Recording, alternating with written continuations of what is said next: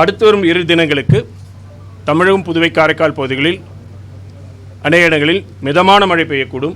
கனமழை எச்சரிக்கை பொறுத்தவரையில் அடுத்து வரும் 24 மணி நேரத்திற்கு கடலோர மாவட்டங்கள், வடகடலோர மாவட்டம் மற்றும் தென் கடலோர மாவட்டங்களில் ஓரிரு இடங்களில் கனமுதல் மிக கனமழையும், நெல்லை, தூத்துக்குடி, தென்காசி ஆகிய மாவட்டங்களில் ஓரிரு இடங்களில் அதிகனமழைக்கும் வாய்ப்புள்ளது. மேலும் ராணிப்பேட்டை, திருவண்ணாமலை, கள்ளக்குறிச்சி, பெரம்பலூர், திருச்சி, கரூர், திண்டுக்கல், திருப்பூர், கோவை ஆகிய மாவட்டங்களில் ஓரிரு இடங்களில் கனமழைக்கான வாய்ப்புள்ளது. நாளை தென் தமிழக மாவட்டங்கள் மற்றும் மேற்கு தொடர்ச்சி மலையொட்டியுள்ள மாவட்டங்களில் ஓரிரு இடங்களில் கனமழைக்கான வாய்ப்புள்ளது.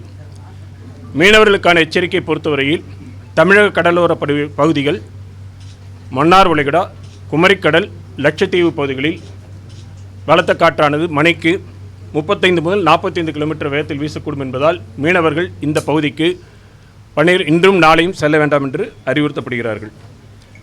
வடகிழக்கு பருவமழை பொறுத்தவரையில் கடந்த அக்டோபர் 1 முதல் இன்று வரையிலான காலகட்டத்தில் தமிழகம், புதுவை, காரைக்கால் பகுதிகளில் பதிவான மழையின் அளவு 47 சென்டிமீட்டர். இந்த காலகட்டத்தின் இயல்பு அளவு 40 சென்டிமீட்டர். இது இயல்பை விட 16% அதிகம். தற்பொழுது 2 மணி வரை அளவில் பதிவான மழை அளவை பொறுத்த வரைக்கும் நெற்குன்றத்தில் 10 சென்டிமீட்டர், மீனம்பாக்கத்தில் 8 சென்டிமீட்டர், அண்ணா யூனிவர்சிட்டியில் 7 சென்டிமீட்டர், தரமணியில் 7 சென்டிமீட்டர், பூந்தமல்லியில் 6 centimetre, Nandanam 6 centimetre, Kolappakkam 5 centimetre, ACS medical college Poonamallee 5 centimetre. இதுவரைக்கும் பதிவானதெல்லாம் டெல்டா மாவட்டத்தில் மணல்மேட்டில், மயிலாடுதுறை மாவட்டத்தில் 11 சென்டிமீட்டர் வரை பதிவாயிருக்கிறது. இது 2:30 மணி வரைக்கும் இது வரைக்கும் உள்ளது. தொடர்ந்து இதுவாயிட்டு ஓகே.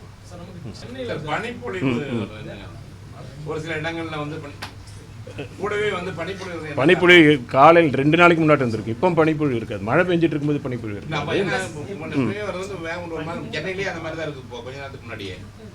காட்டில் இருக்கக்கூடிய ஈரப்பதத்தில் உங்களுக்கு மழை தொடர்ந்து மழை பெய்யலை, கேப் இருக்கும் பொழுது அந்த காற்றில் பனியில் அந்த கண்டென்ஸ் ஆகிறதுனால உங்களுக்கு அப்படி தெரியும்.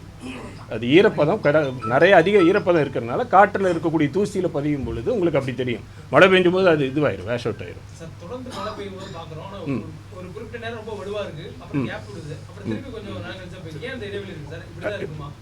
காற்றழுத்த தாழ்வு பகுதியோட இயல்பு அப்படி. இது புயல்கள் இல்லையா, இது காற்றழுத்த தாழ்வு மண்டலம் கிடையாது. காற்றழுத்த தாழ்வு பகுதியோட இயல்பு அப்படி தான் இருக்கும். அது வந்து வீக்கான சிஸ்டம்ங்கிற பொழுது பகல் நேரம் இரவு நேரம் வேறுபாடு இருக்கும். ஒரு நாளில் வந்து காலையிலிருந்து ஈவினிங் வரைக்கும் வேறுபாடு இருக்கும்.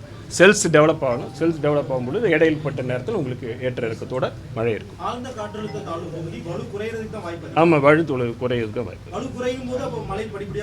படிப்படியாக தான் குறையும். வலு குறையும் பொழுது படிப்படியாக குறைந்து மேற்கு திசையில் நகர்ந்து செல்கிறது. அதனால் குறைந்துகிட்டு இருக்கும். இப்போ வரக்கூடிய இது வரைக்கும் 24 மணி நேரத்துக்கு மழை கொடுத்துருக்கு. பரவலாக பார்க்கும்போது பெரும்பாலான மிதமான மழை அங்கங்கே தான் நமக்கு வந்து கனமழைக்கான வாய்ப்பு இருக்கிறது. கொடுத்துருக்கோம். ஆமாம், கண்டிப்பாக இருக்குது. இந்த சிஸ்டம் வந்து இப்போ வந்து நம்ம மன்னார் வளைகுடா பகுதியில் நிலை கொண்டு இருக்கிறது. தொடர்ந்து மிக மெதுவாக நகர்ந்துட்டு இருக்குது. நீங்கள் பார்த்தீங்கன்னா அந்த மேகக்கூட்டங்களே பார்க்கும் பொழுது மொத்தமாக பரவலாக தான் இருக்குது. தமிழ்நாடு முழுவதும் பரவி இருக்குது. மெதுவாக நகர்ந்துட்டு இருக்கு. நகரும் பொழுது உங்களுக்கு வந்து தென் தமிழ் மாவட்டங்கள்லேயும் இருக்கும். அது மெதுவாக நகர்ந்து செல்லும் பொழுது குமரிக்கடல் பகுதியிலிருந்து அந்த பகுதிக்கு காற்றினுடைய இது செல்லும் பொழுது காற்றில் ஈரப்பத குவிதல், moisture flux convergence will be more. அப்படி இருக்கும் பொழுது இரவு பகுதியில் வரும்பொழுது உங்களுக்கு மழை கிடைக்கும். வரும் பொழுது அந்த இடத்துல மேற்கு தொடர்ச்சி மழையின் காரணமாகவும் அங்கேயும் சில பகுதிகளில் மழை இருக்கிறதுக்கு வாய்ப்பு இருக்குது. ஒரு தர கேளுங்க. கொடுத்துருக்கோமே, அதுதான் இப்போ சொல்கிறோம். ரெட் அலர்ட் அலர்ட்ங்கிறது ஒரு இடத்துல என்டையர் இது கிடையாது. நம்ம சொன்ன மாதிரி 3 இது தென்காசி, தூத்துக்குடி, நெல்லை மாவட்டங்கள் ஓரிடங்களில் அதிகனமழைக்கும், பெரும்பாலும் வடகடலோர மாவட்டங்களில் கனமழைக்கும், மிக கனமழை 1-2 இடங்களில் கனமழைக்கும் வாய்ப்பு இருக்குது. அது குறித்து அவ்வப்பொழுது தெரிவிக்கப்படும். டிசம்பர் ஏன்னா பொதுவாக அக்டோபர் 31 வரை வடகிழக்கு பருவமழை இன்றைக்கி 31ஆம் தேதி ஆயிடுச்சுன்னு நிற்காது. சில வருடங்களில் 3 வருஷம் இதில் இது வரைக்கும் இருக்கக்கூடிய இதில் பார்த்தீங்கன்னா 3 வருட காலகட்டங்களில் சில சமயங்களில் ஜனவரி மாதத்துக்கும் போகுது, 15 தேதி வரைக்கும் போகிறது.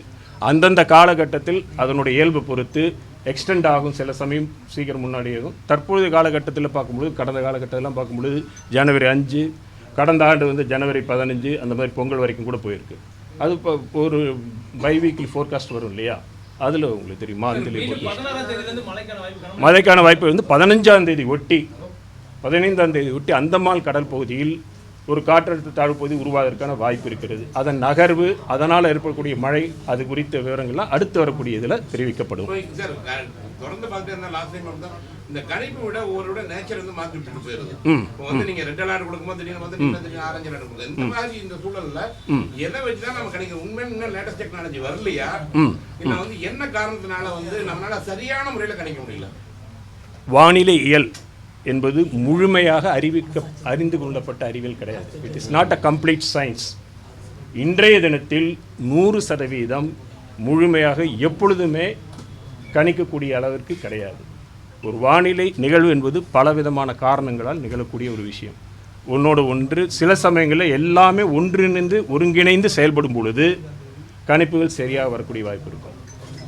ஒவ்வொன்று எதிரெதிர் திசையில் சில சமயங்களில் நகர்ந்து செல்லும் பொழுது கணிப்புகள் தவறி போவதற்கு வாய்ப்பு இருக்கிறது. அது வந்து சயின்ஸோட நிலை. டெக்னாலஜி மட்டும் வந்து பத்தாது. டெக்னாலஜி உங்களுக்கு வந்து டெக்னாலஜிங்கிறது பேசிக்காக நம்ம நினைக்கிறது கருவிகள் இருந்தாலே எல்லாமே நன்ற கருவிகள்ங்கிறது உங்களுக்கு ரீடிங்ஸ் தான் கொடுக்கும். அந்த ரீடிங்கை வச்சு என்ன பண்ண போகிறோம்? It is not only the data, what you are going to do with the data is also important. Science, it is a science. அறிவியல் வளரும் பொழுது தொழில்நுட்பம் வளர்ந்தாலும் தேவை தான். அறிவியலும் தொழில்நுட்பம் வளரும் பொழுது தான் எதிர்பார்க்கப்படுகின்ற துல்லியத்தன்மை கிடைக்கும். அது இல்லாத போது இப்போ வந்து சமீபத்தில் கூட கேட்டிருப்பீங்க, இந்த பெஞ்சல் புயலுக்கு கேட்குற அதே இதுதான் கேட்குறீங்க நீங்கள். அதுதான் முன்னாடி சொன்ன மாதிரி வானிலையியல் முழுமையாக, குறிப்பாக புயல் பற்றி கேட்டிங்கன்னா கூட முழுமையான அறிவியல் கிடையாது. It is not complete science. அதனுடைய ஆரம்பம் முதல் இறுதி வரை பலவிதமான ஃபேக்டர்ஸ் ஒர்க் ஆகுது. இது வந்து ப்ராடாக பார்க்க முடியும். இப்போ புயல் பற்றி சொல்லிட்டு இருக்கேன், மற்ற எது இருந்தாலும் சரி, இன்டர்னல் டைனமிக்ஸ், எக்ஸ்டர்னல் இன்ஃப்ளூயன்ஸ், உள்ளே நடக்கின்ற நிகழ்வுகள், வெளிப்புறத்திலிருந்து வரக்கூடிய தாக்கங்கள், இது எல்லாமே சார்ந்து இருக்கக்கூடிய விஷயம். பாதகம் செய்பவரை கண்டால் நாம் பயங்கொள்ளலாகாது பாப்பா, மோதி மிதித்து விடு பாப்பா, அவர் முகத்தில் உமிழ்ந்து விடு பாப்பா. அண்மை செய்திகளை உடனுக்குடன் தெரிந்து கொள்ள இணைந்திருங்கள் இயம்நாடு தொலைக்காட்சியுடன்.